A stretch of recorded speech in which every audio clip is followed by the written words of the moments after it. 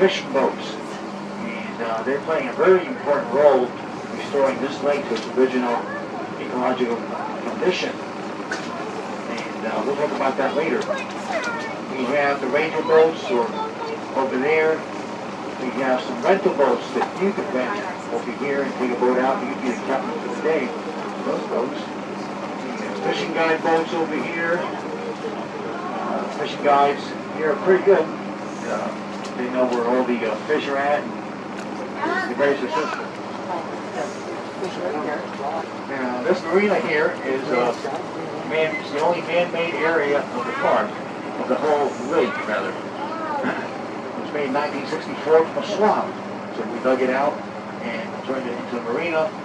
When we go by the hotel, you'll see where the old marina site was, and you'll see why it was necessary to build this from here. But even though this is a main marina, this is most likely where you're going to see some wildlife. So keep your eyes open around here. I think probably most of you were able to see the elk who are hanging around the outside on your way in, right?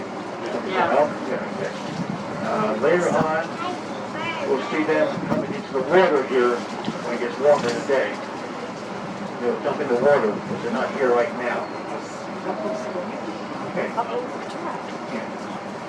So 2 days ago we had a bear come by here. Unfortunately, I missed him too. We've had otters that swim by here, muskrats. I gouged out the bottom. So, look up here underneath and you see the, well, they're not even flying around right now, but you see the homes up there, those white homes.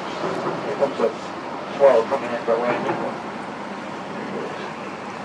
Okay. Alright, so this lake that we're going on, and a lot of people like to go in the water. Just like you saw thermal activity on land, like geysers or steam vents, they exist also underwater. And throughout the bottom of the lake. So some spots do have soft ice and you can throw through. So they don't allow people to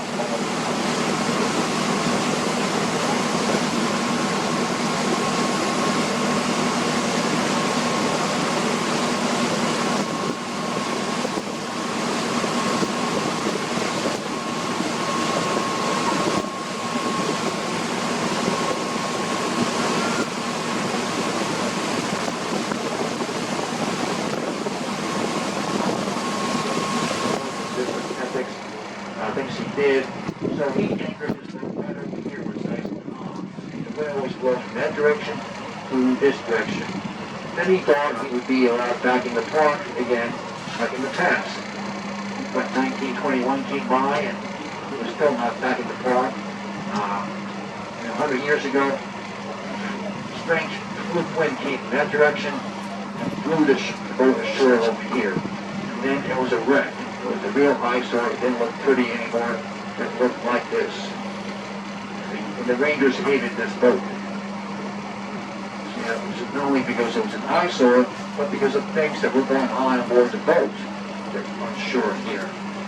What was going on in the United States in the 1920s? Ooh, steals. Prohibition, right? People were not allowed to drink. So smart businessman, and he put a still aboard this and called it the Moonshine Inn. And people from the hotel would go out here and pay to get a few drinks out here. And eventually fights broke out and they trashed the place. And the Rangers really hated them. So fast forward to 1930. And I think 2 Rangers came out in the middle of the night in a rowboat. And they rowed out on a clear night in a cloudless sky. They swear that lightning came out of a clear sky and hit that boat and set it on fire. That was their story. They were sticking to it. And this is what's left of the 120-foot boat. We're still not around so both sides can see it. This is the EC Waters. This is what's left of it. Look at the back. If you look at the back, you see a propeller sticking out of the water about a foot from shore. And it goes up. The bows and the other underwater here. And this is all that's left. And this happened 91 years ago. Why do we have all the wood still here?